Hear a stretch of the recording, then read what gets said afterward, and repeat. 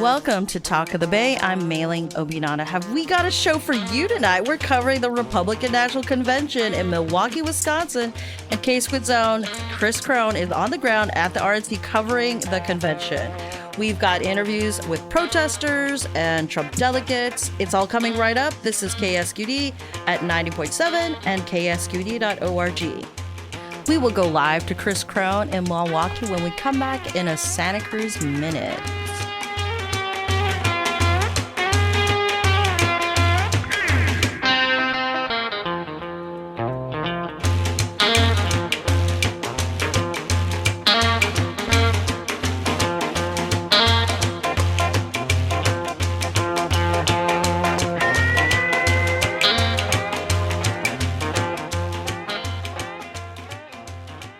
Chris, are you on?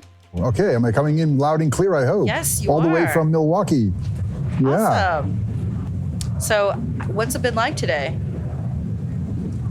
Well, I'm doing pretty good given the heat, the complete lockdown of the area around the Pfizer Forum, which is this big arena where the basketball team plays and everything. And there has been a robust protesting outside in what police call the soft zone, which is outside of the hard zone, that directly surrounds this arena. And as you can hear, I thought maybe we'd get some sounds of the protesters. There are multiple checkpoints to pass through, metal detectors, and a lot of police dogs.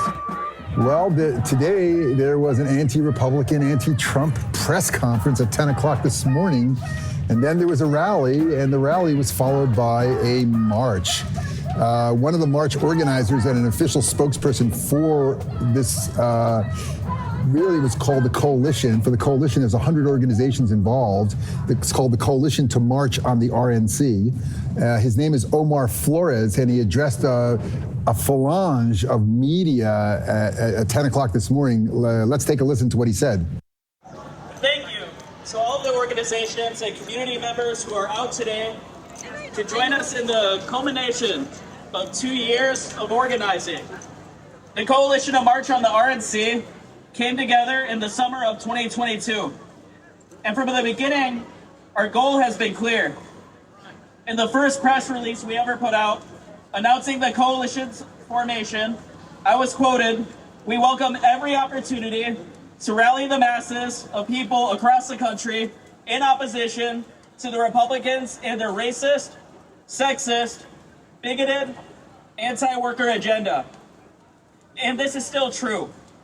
2 years later, we have over 120 organizations in the coalition and 5 well-defined points of unity.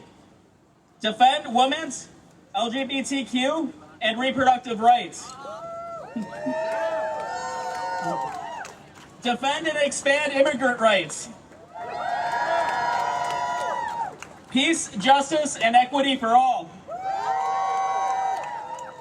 Stand with Palestine. And to sum it all up, fight the racist and reactionary Republican agenda. Then, Malin, I asked Omar Flores, who was one of the march organizers and the chief spokesperson. He took some questions at a news conference, and I asked him what he hoped would actually come out of today, and he said this. Question for Omar Flores: what do you expect to come out of today as the result, and when you're moving on, like what seeds are you planting today? What we're planting is that we are the face of the real opposition against the Republicans.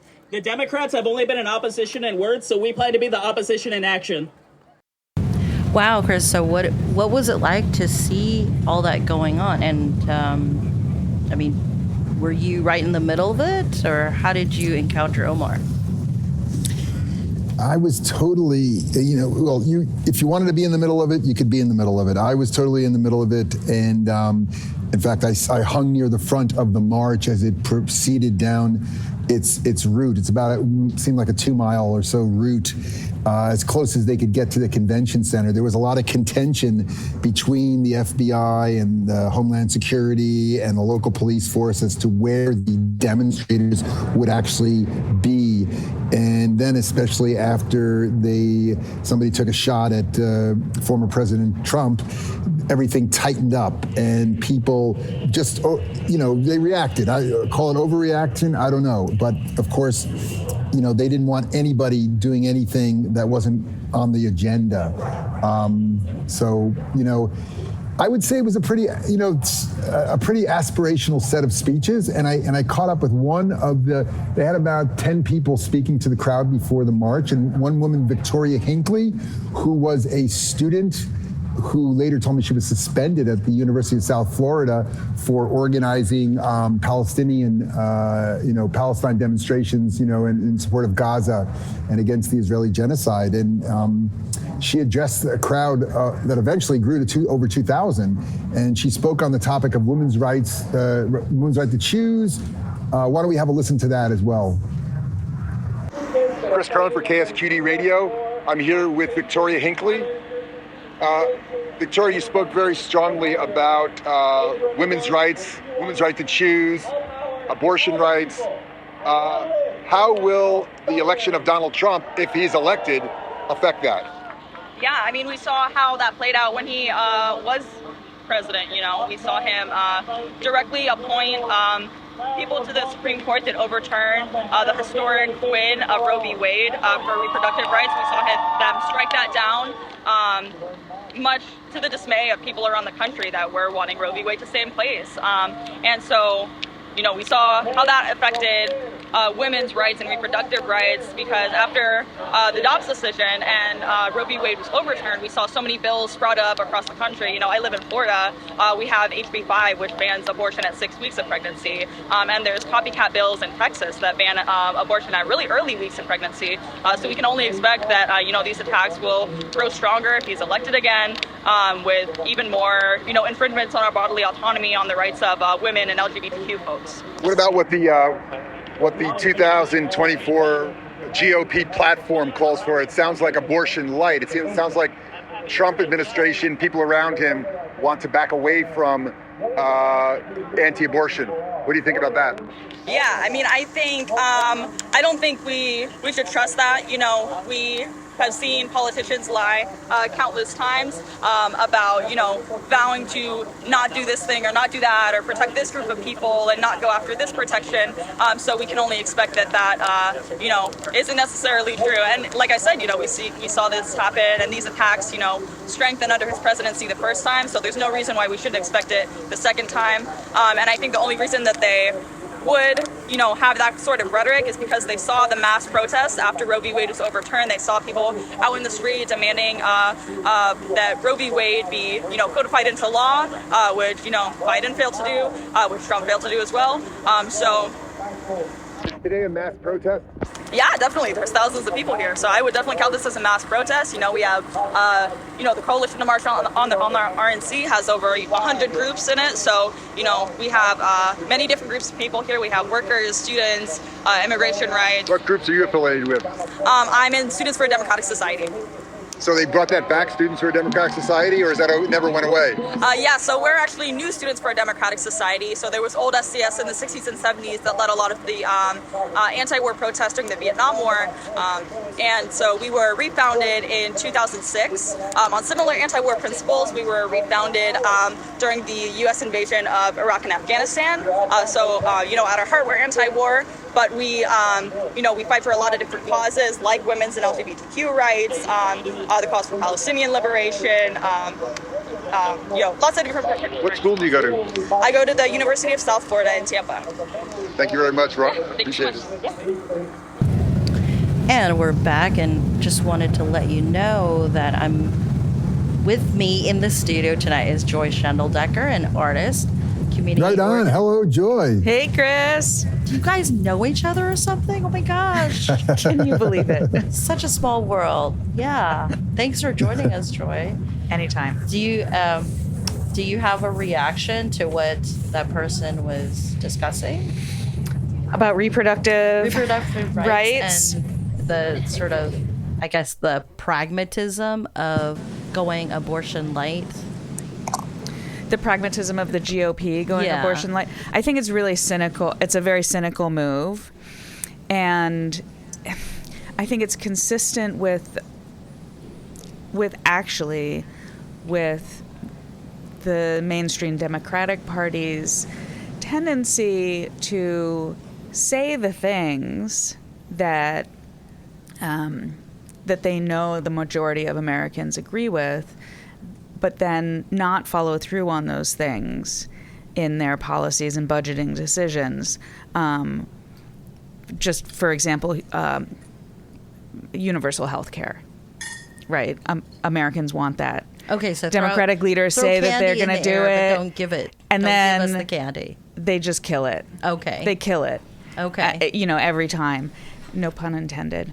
Okay. But okay. So wow. I think, I suspect, I guess this is me just feeling cynical myself. I'm like, well, okay, the GOP, they see that this, they have an opportunity perhaps here to capitalize on the majority of Americans being dissatisfied with the Biden administration right now, especially over Gaza. And I think, they're reading the room, that they have their hardcore base that really wants to trample on the rights of anybody who's not a wealthy white man, cis man. And, everybody else can just suffer. Okay. And so that's my initial reading of it, is that they're softening it. They maybe recognize that using really extreme language is going to turn off some of their potential voters. Thank you, Joy. It was funny. Can I just say it was funny that I was coming into the place where the bottleneck of where everybody comes into this armed area at the Republican National Convention, and there was about 12 protesters standing on the barricades with signs saying support, get rid of abortion. This is and they were making fun of the RNC and the Republicans and their stance within their platform right now, because it's not the traditional not only finger pointing, finger wagging, but no abortion at all, no, not even life of the mother or incest, rape, or help. It's it's funny. Donald Trump did say that for the first time I've ever heard a presidential candidate in many years. Maybe I didn't listen, but he did say that. Incest, rape, help of the mother. That he's definitely in favor. Yeah.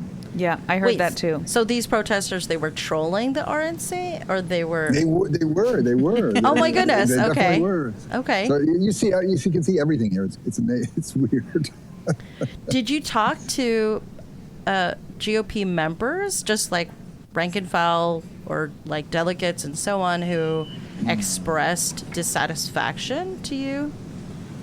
I did not. I did interview a Santa Cruz delegate, a Trump delegate, and she is actually favors up to 18 weeks. 18 weeks. Okay. Yes. Wow. Yes, I know. But then she said later, no, at least, then she said 12 to 15 weeks. So I didn't get that. And but she thinks that the constitutional amendment that California passed, supporting a woman's right to choose, is an abomination.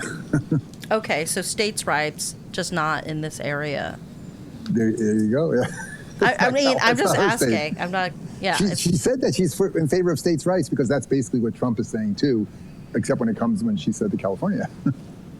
Okay, so California as a state, just I don't know.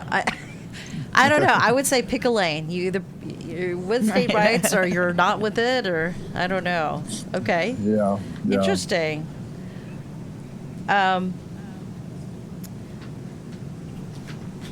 Oh my gosh, I have like a brain freeze, which is not great for radio, by the way. Just have brain freeze. What's that? We have this song that really interesting song that's right. Make America Great. We have that great song. And I know that Medea Benjamin, who a lot of people in Santa Cruz know of Code Pink, has a response to it. So why don't we play that song, and then we'll go to Medea. Thank you, Chris.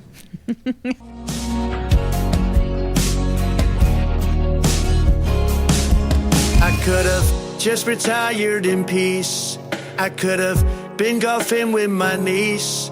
I could have been chilling on the beach but I got too much love for the streets. Hey, let's make America great for every religion and race.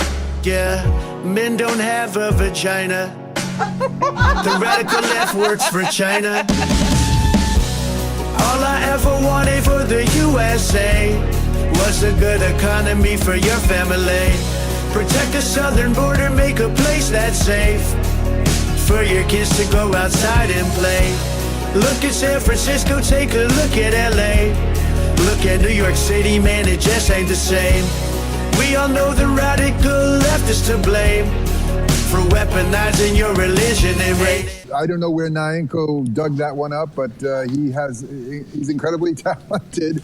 And, you know, we have a kind of response to that song from Medea Benjamin of Code Pink. And Code Pink is a feminist grassroots organization working to end U.S. warfare and imperialism, supports peace and human rights initiatives, and wishes to see resources directed into healthcare, education, green jobs, and other life-affirming programs.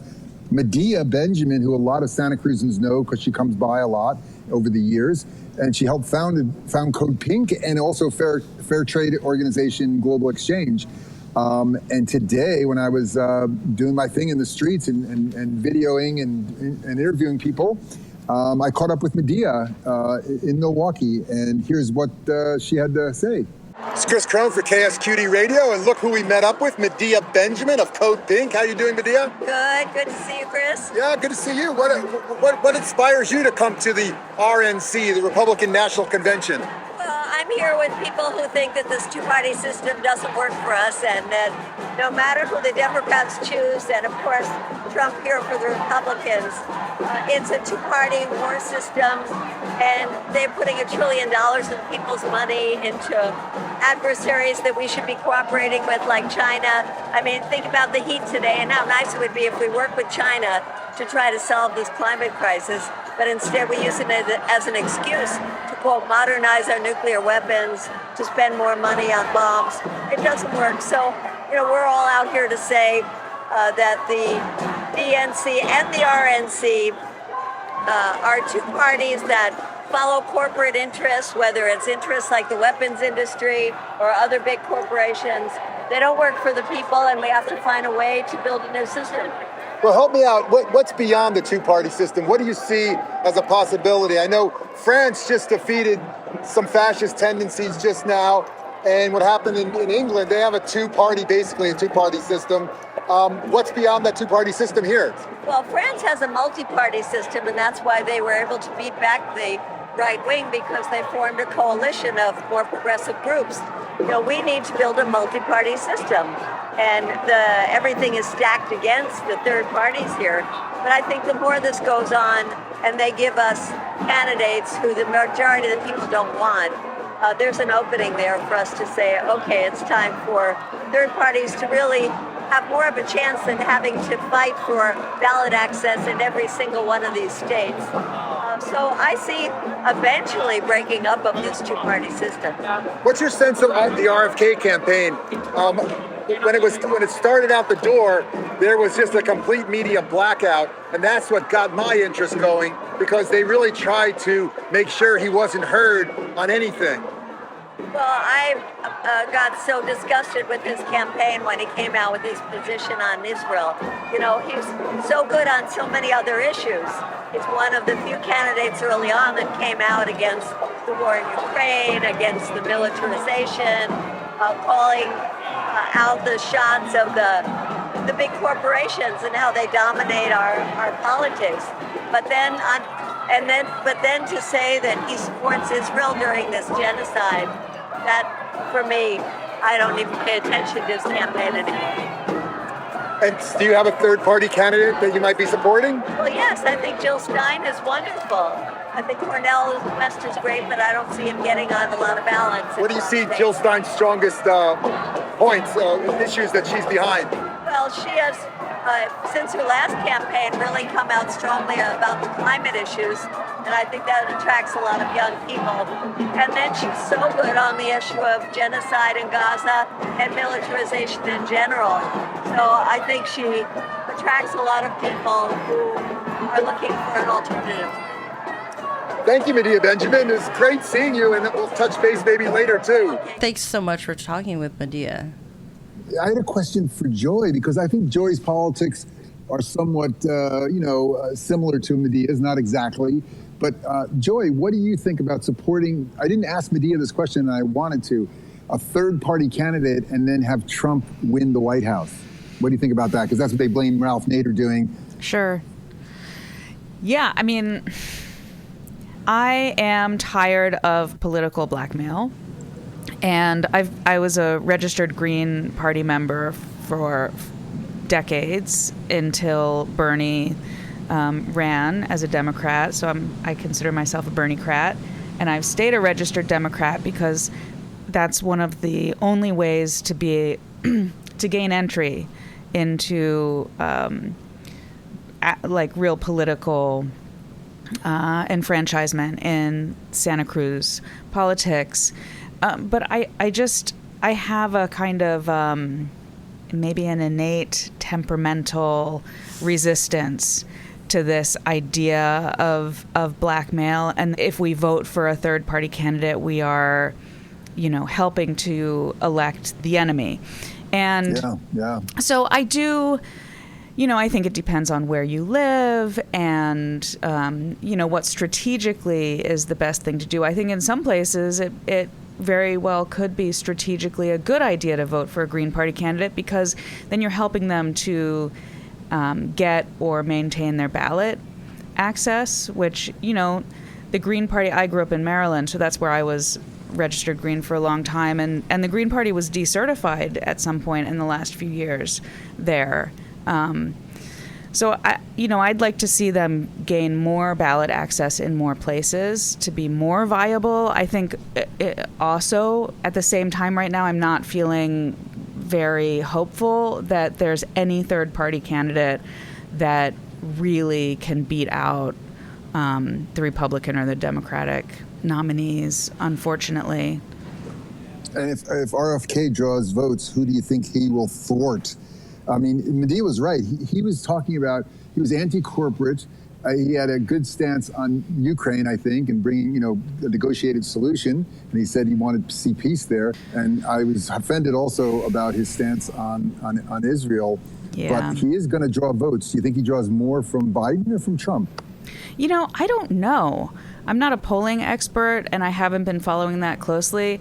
I wonder if he could sort of shear votes from both sides, because he appeals to me, such a weird combination of people. I am not a fan of RFK Jr. For a number of reasons, and I don't take him seriously as a candidate, and I kind of resent him being part of the conversation, to be honest with you.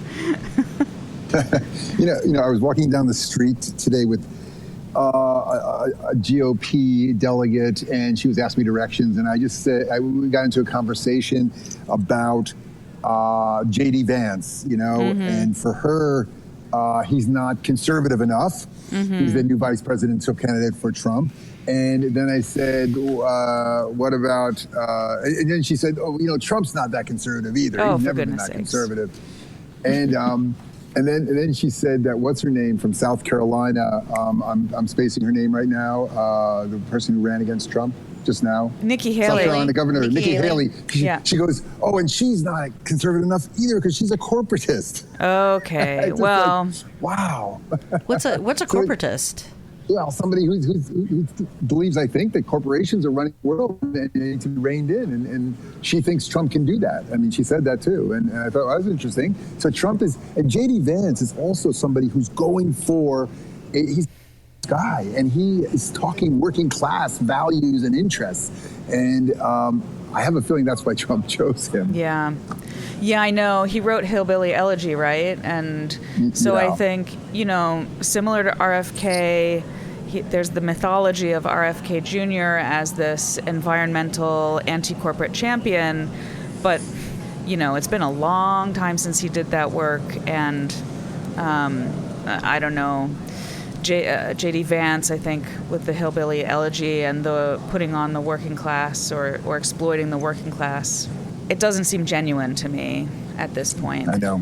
I just want to jump in and note that when the UAW was doing the stand-up strikes with Stellantis and like the big auto, I mean, Trump said he would support unions, but he never actually went there to support the striking workers. I think he went to some site which had no union. And so when I think about like working class politics and so on, I mean, I guess I look to whatever the unions are doing. I kind of see, hey, what are they up to? And even with Biden, Went off. yeah. Oh, can you hear us? I will try to start it up again. Okay. Yeah, the UAW didn't just, give it up for Biden. I think the condition was come to us and then we'll give you our endorsement. And so Biden actually showed up to get that endorsement. And I don't remember the last time a big union got a president, like a sitting president, to just show up. Maybe somebody else can tell me like what's going on with union history. But I thought, okay, that's like a clear indicator. I guess I interpret cues from actual unions and working people versus whatever parties are doing. So that's just my 2 cents. Mm-hmm. Yeah, I know the Teamsters are going to be present here. Sean Fain. Sean Fain of the UAW. That's UAW, but there's also one for the Teamsters. I thought his name was Sean also. Oh. But he's going to. I think it is. He's speaking at the Republican convention. Oh, And so okay. That's right. The Democrats aren't inviting him as a result. Can you hear Oh, me? Can you yes. Yeah, we can hear you. Yes, I yeah. forgot We're about just that. gasping with Yeah. Joy knew about it, the Sean and Sean. Right. Or the Yeah, Sean so they're versus making Sean, maybe. They're making inroads into labor here. It's really interesting. I want to turn the page here, and we have Scotts Valley, a Scotts Valley delegate who's a Trump delegate, Kristen Collishaw, and we just spoke on the floor of the convention a little while ago, just before J.D. Vance, the senator from Ohio, was about to receive an acclamation to be vice president of the United States. It's a pretty large Republican, around a little under 2,000 delegates here in Milwaukee. And Mylan, did you know that FISERV, the name of this forum, stands for Financial Services? I didn't know that. I didn't know what this company is. But now I know. Hey, this is our delegate. If she's from the 19th district, she's one of 3 Trump delegates from the Central Coast. Her name is Kristen Collishaw. Here she is. I'm here with Kristen Collishaw. She is a Donald Trump delegate to the Republican National Convention. If you remember, I interviewed her a couple weeks ago before the convention, and now here I am meeting up with Kristen at the convention. It's rather exciting for both of us, probably. How are you feeling? Amazing, incredible. I can't even believe Milwaukee has put on an amazing experience for all of us, I think. And it's just literally rolled out the red carpet. In the light of what happened in Bethel, Pennsylvania, when the person tried to assassinate the candidate. Yeah, which is, we all realize what a miracle that we're witnessing. And I think that just elevated the amount of business we needed to get done here, with the complete knowledge and honor that we have this gentleman who was killed saving his family. And every session that I've been to has acknowledged all of that. They're not talking so much about the assassination attempt, just that we're so grateful that this isn't a different scenario. I noticed the president did also acknowledge that in his 7-minute address to the nation last night. Who have you been meeting, and how is there any talk of what happened in Pennsylvania or different conversation? So it's a lot of buzz, like everyone you meet, like obviously it's amazing to meet people from all over the nation. And last night the RNC rolled out this great party down at Songfest down on the lakefront. It was incredible. So we met people from all different states, which is so fun. And so obviously that's a great conversation starter. We did meet Mike Johnson.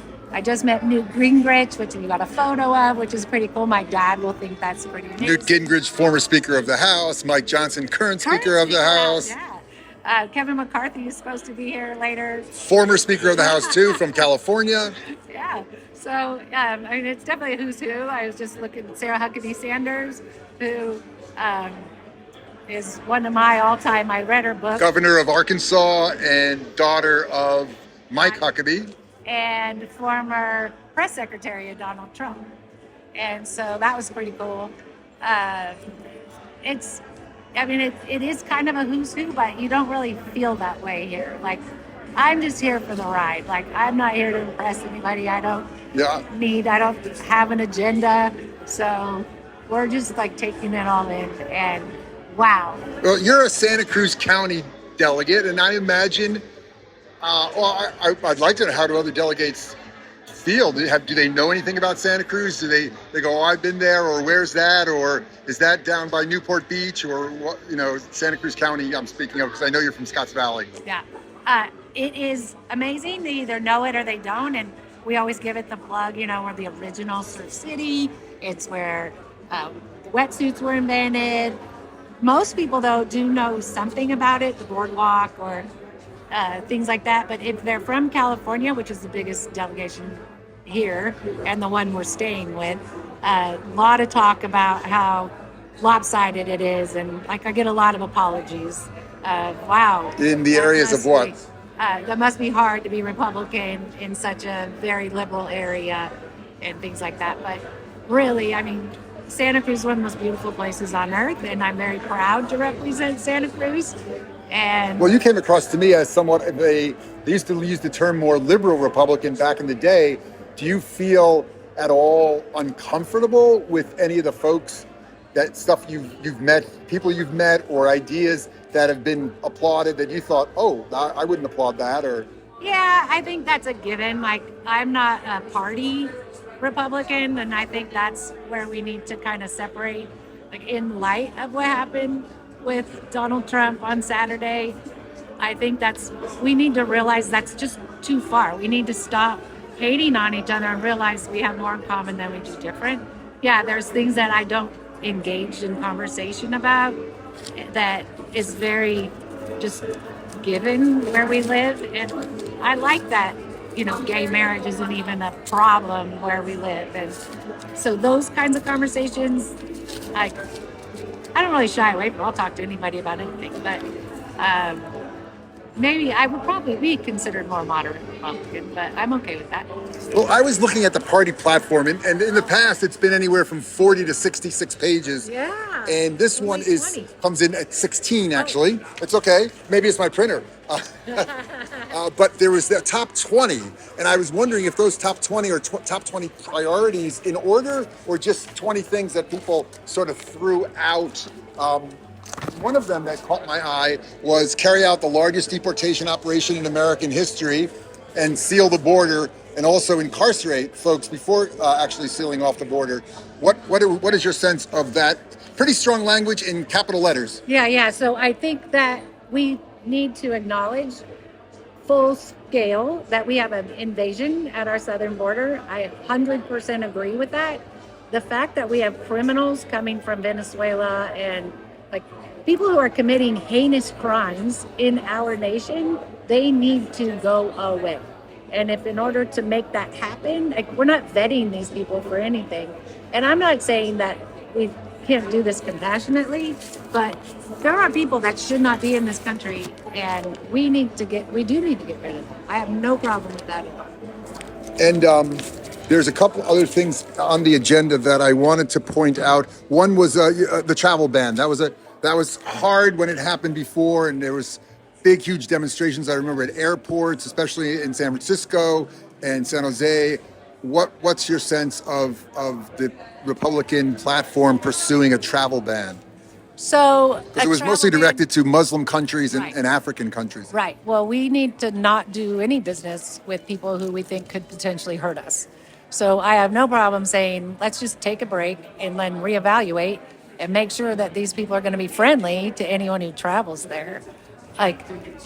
even when the travel ban was in existence, I know that people were doing, I know a couple of people who went to the Middle East and were able to get some work done that they needed to get to. So, I mean, they say travel ban, but if you have a purpose to go, I think it's for the common safety. But Well, the travel ban also was stopping people from entering the United States. correct. We have to protect what's ours. What do you think? A follow-up question to that was, Biden gave immunity to the spouses of legal immigrants, and their spouses weren't legal immigrants.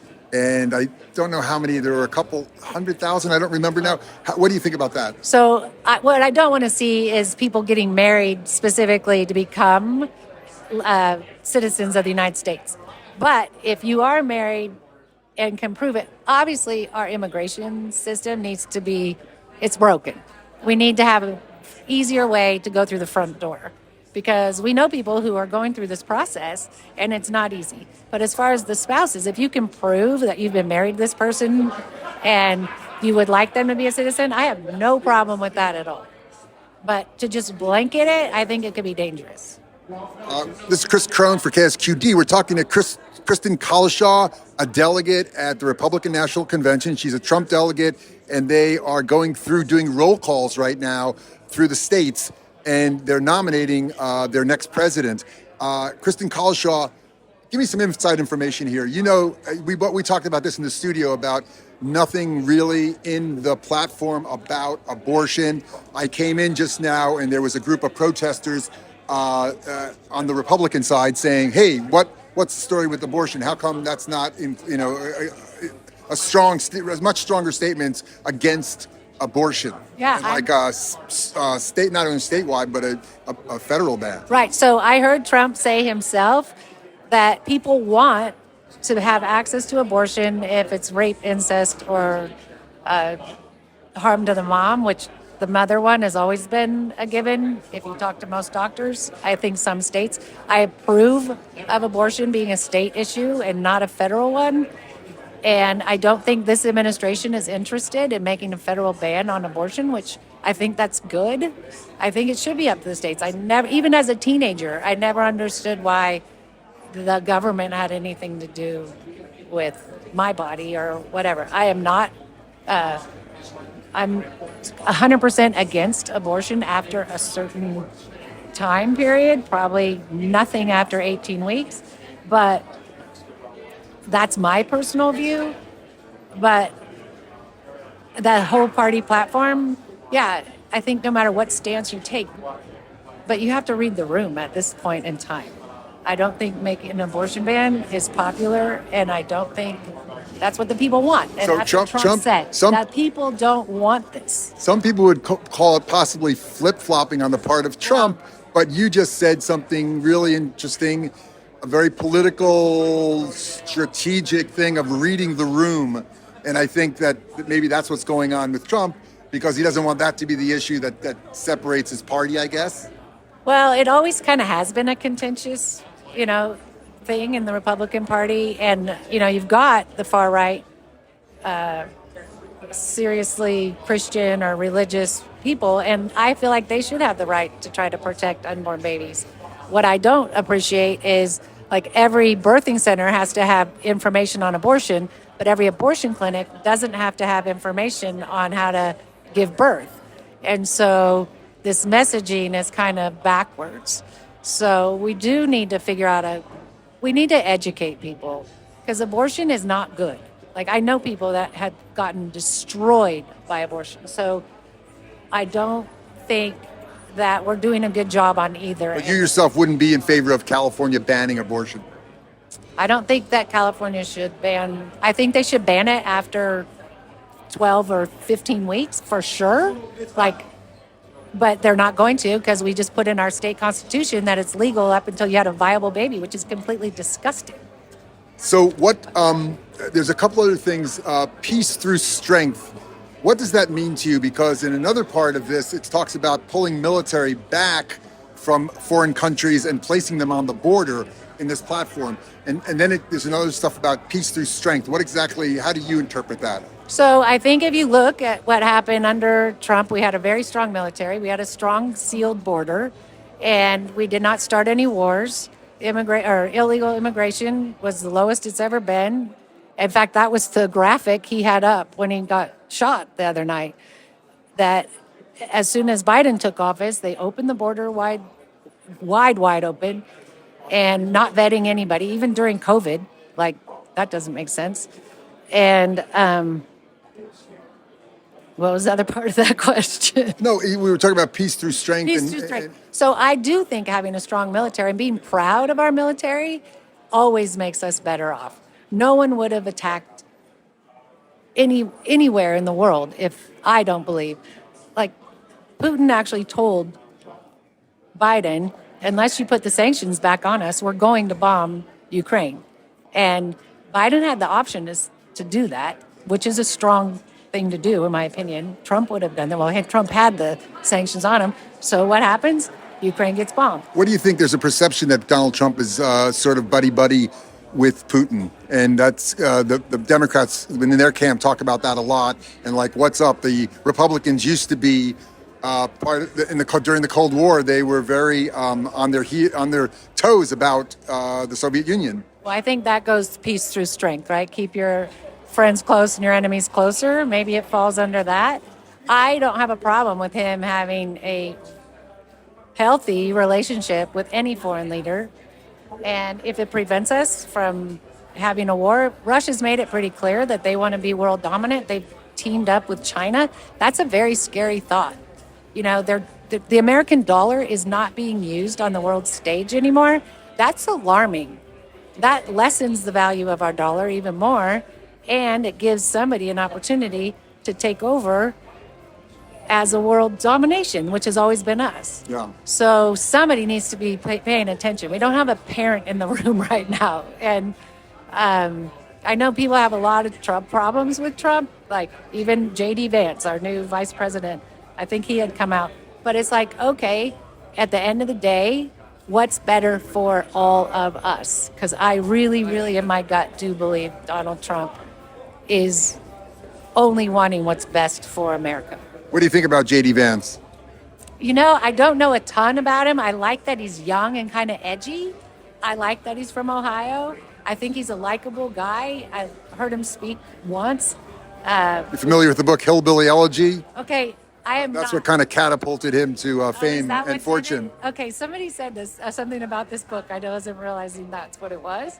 So I don't want to speak out of That's okay. school, but They haven't introduced J.D. Vance on the stage yet, right? no, they're going to. That's what's coming up. Right now? Yeah, they said presidential announcement and speech. So they're not waiting for the night session. Is there going to be a night session? Yeah, the night session is a lineup of amazing speakers: Tim Scott, Nikki Haley, Glenn Youngkin, the who's who of the current Republican Party. I'm excited about all of that. Okay, so KSQD listeners, stay tuned, and we will be covering this. And this has been Kristen Collishaw, Trump delegate to the Republican National Convention. I'm your host, Chris Krohn, and this is Talk of the Bay. Thank you very much, Kristen. Thank you, Chris. It's a pleasure. I appreciate you being here. I just am in awe that It's been fun. Yeah, it's kind of a cool vibe. Very interesting watching. Yeah, I want to interview you sometime because I want to know what you think of all this. Okay, deal. Okay.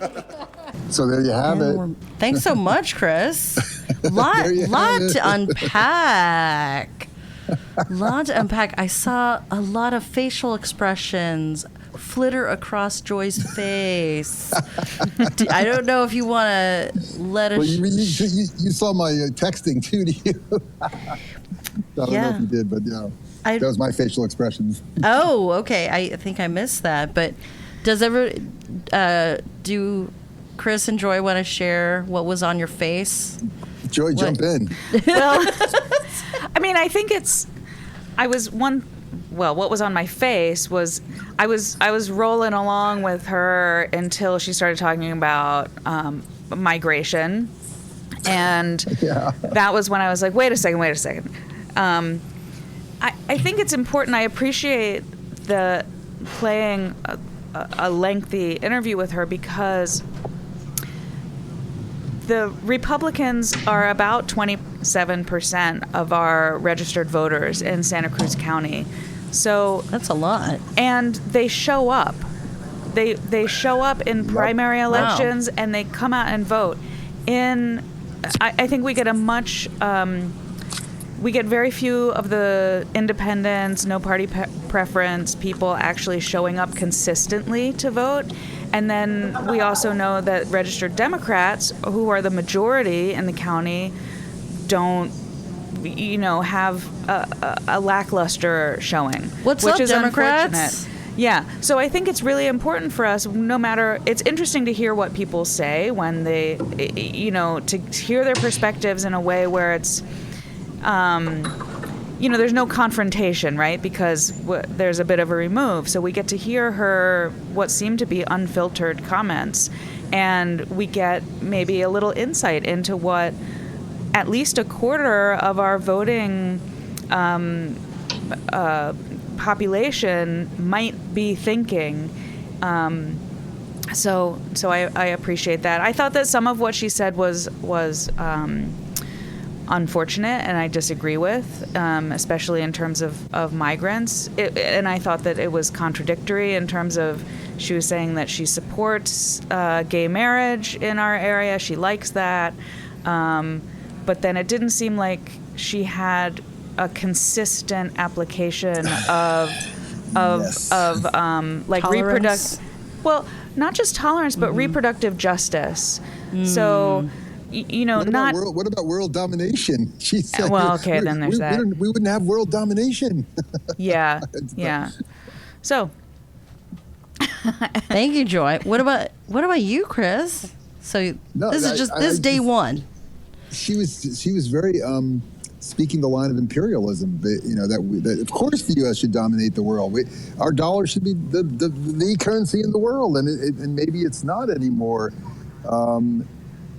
She made some statements that were not fact-based as far as opening the borders and letting everyone in. That's a total Republican talking point that Trump has put out for a long time. So people drinking the water.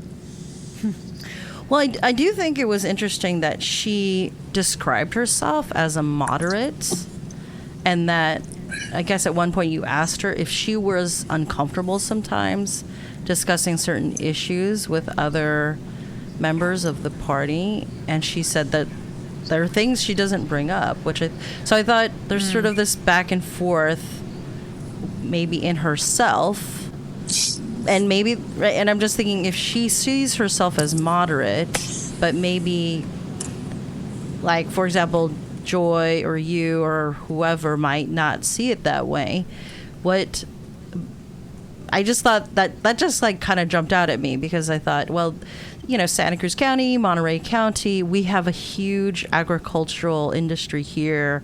We are very reliant upon immigrants, not only here, but also Silicon Valley. I remember when you're bringing up the travel ban, like I remember hearing people who are like, oh, they're working on Microsoft or there's that, and their own companies are saying, hey, can you not go home, because we can't guarantee you can come back during the ban, right? Because there are these huge employers in Silicon Valley that are sort of concerned about what was going on, and that was during the Trump administration. So what I guess in a sort of naive view of the GOP, I think, oh, that's like business friendly.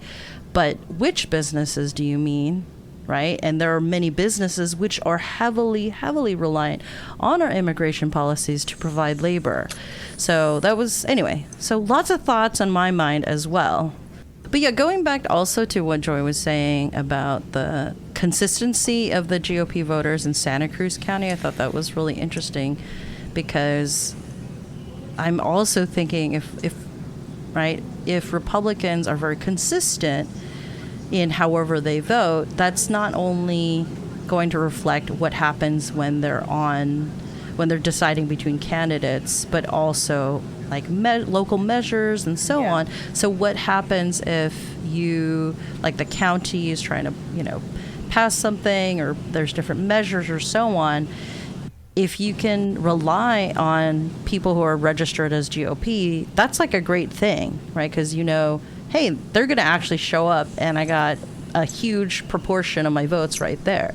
So that's a really, so Democrats or whoever, like I guess the GOP are like showing you up.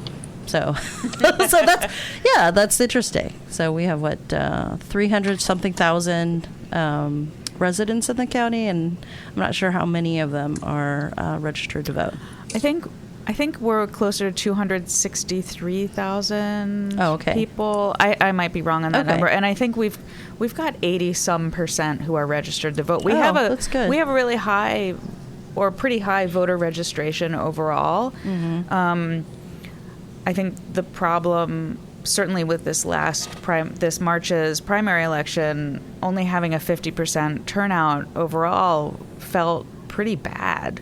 Actually, that you have so many registered voters who are just not feeling it. And I think that goes back to some of Medea Benjamin's comments about the two-party system.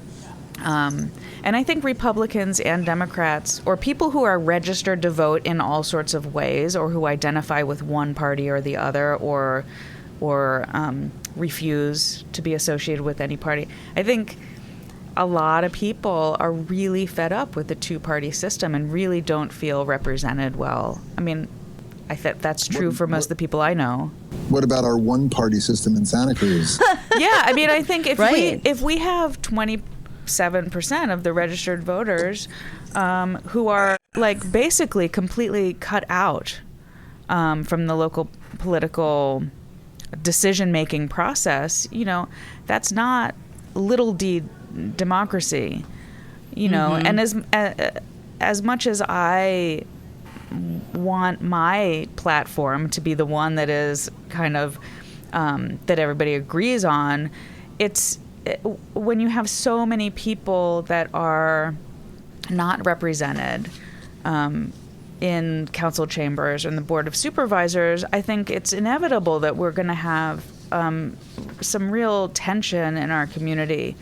I don't think it's really sustainable or healthy overall. So I actually think we do need to talk to people that we disagree with. Thank you, Joy. I completely agree. Actually, I was thinking, wow, being a numerical minority in the county, I would be frustrated. Like, how do you make sure your needs are met as a constituent? Is anyone going to take you seriously? Because even if you show up all the time as a voter, right, you're not the voting bloc that is going to get a candidate necessarily to win unless they change their party registration. So it's kind of, I wonder how people handle that. Like, how do they sort of do a gymnastics? Like, yes. Oh, now, okay, so people change their party affiliation. Yes. Okay, well, that's a lot of effort.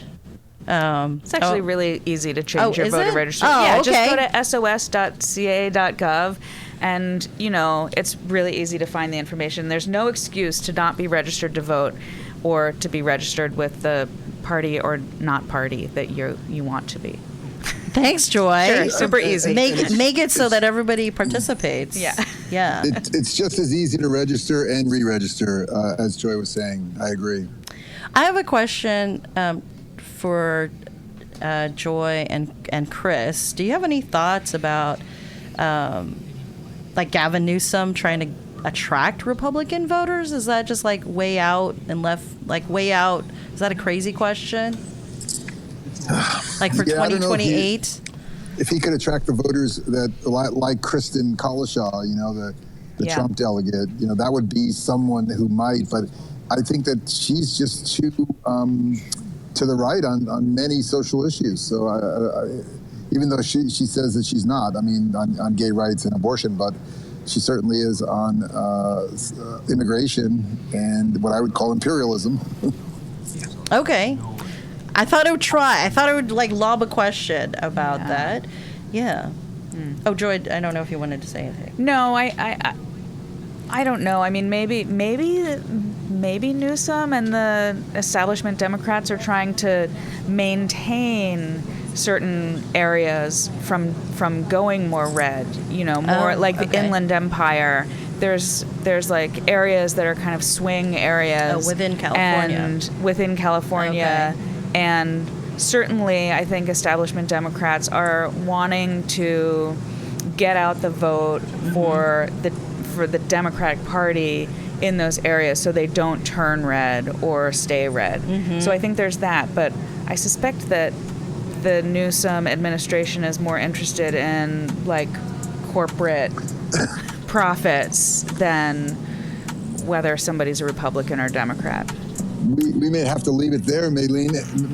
And for Talk of the Bay on the road in Milwaukee, I will be back tomorrow for day 2. Same time, same station, KSQD 90.7 and KSQD.org. Bodhi Shargil will be in the in-studio host tomorrow night, and I will be reporting from Milwaukee. I want to thank Nyanko, our incredibly talented studio engineer. Take it away, Maylin. Thanks so much, Chris, for holding it down in Milwaukee, and for Joy joining me in the studio. And of course, Nyako for doing the amazing engineering. We're going to let you have some nice, I think, Milwaukee-esque music for now.